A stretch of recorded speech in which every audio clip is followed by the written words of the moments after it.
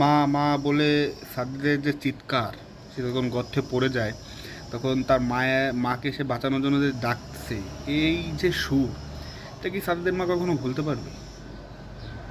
এই কথা শোনার পর কি আমরা ভুলতে পারতেছি? আমার কানও তো এখনো বাঁচতে, যে সাদিক তার মাকে ডাকতেছে মা মা মা বলে, শেষ যে বাঁচার জন্য আকুতি, এরপরেই সব শেষ, মিলিয়ে গেল সে। তার মাকে ভুলতে পারবে? কি সম্ভব ভোলা? সারাটা জীবন তার মার কানিটা ভাসবে, তার হৃদয় কেঁপে উঠবে যে আমার সন্তান আমাকে ডাকছিল বাঁচার জন্য, কিন্তু আমি কিছু করতে পারিনি।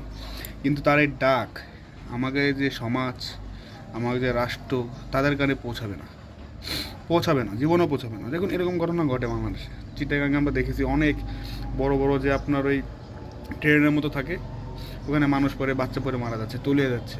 আমরা প্রথমে খুব কান্নাকাটি করি, পরে গিয়ে বিশ্বব্যাপী কথা বলি, ভুলে যাই।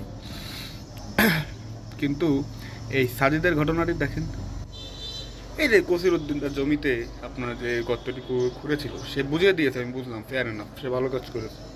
বাট বৃষ্টিতে তখন আবার এখানে একটি গর্তের সৃষ্টি হলো, তার কি উচিত ছিল না এটি বুঝিয়ে দেওয়া?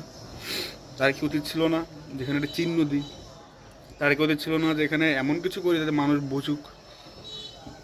অরিজিনাল আপনি এটা দেখে দিতেন, বুঝে দিতেন। আবার আমি বললাম তার, সে এখানে অবহেলা করেছে। গ্রামের লোক, গ্রামে কি কেউ ছিল না?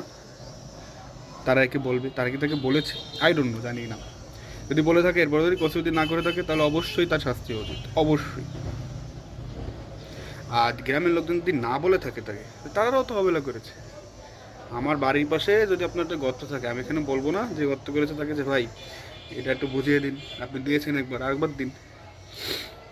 তখন যদি সে না বুঝিয়ে দেয়, সেটা পরের ব্যাপার, না সে দিচ্ছে না, আমার তো বলা উচিত। তারা কি বলেছিল? I don't know. কিন্তু গ্রামের লোক এখন বলতেছে যে অবহেলার কারণে মারা গেছে। আপনারা বলতেন, জোর দিতেন, প্রেশার দিতেন যে আপনার কর্তব্য বোঝাতে হবে, আমাদের বাচ্চারা রয়েছে এখানে, যদি কোনো একটা দুর্ঘটনা ঘটতে পারে। আমরা কেয়ার করি না, আমরা বলছি এইটুকুর গর্ত আর কে পড়বে? 2 বছরের বাচ্চাদের পড়তে পারে তো ভাবি নাই কেউ, সত্যি কথা, কেউ ভাবার কথাও না। বাট সাবধানতা অবলম্বন করতে হবে। একটি ভুল পদক্ষেপ জীবন শেষ করে দিয়ে আমরা পড়েছি না যে একটা ভুল পদক্ষেপে সব শেষ হয়ে যায়। সাথীদের তো একটা ভুল পা পা তার ওই গর্তে পা পড়ে যায়, সে বুঝতে পারেনি, তলিয়ে গেল সে, মানে মিলিয়ে গেল। কি অদ্ভুত না? সাদের তো দৃষ্টান্ত হয়ে থাকলো আমাদের, যে একটি ভুল মানুষের জীবনকে শেষ করে দিতে পারে। তাই হলো, সারা জীবন দৃষ্টান্ত হয়ে থাকবে সাজিদ। কি বলবো এখানে, আমরা আসলে না কোনো কিছু মানে খুব সিরিয়াসলি নিই না। যতক্ষণ না ঘটনাটি ঘটে, নির্মম ঘটনা ঘটে, তার আগে আমরা কোনো কিছুই সিরিয়াসলি নিই না। আজকে আমরা নিলে অথবা সাজিদ আমাদের মধ্যে বেঁচে থাকবো।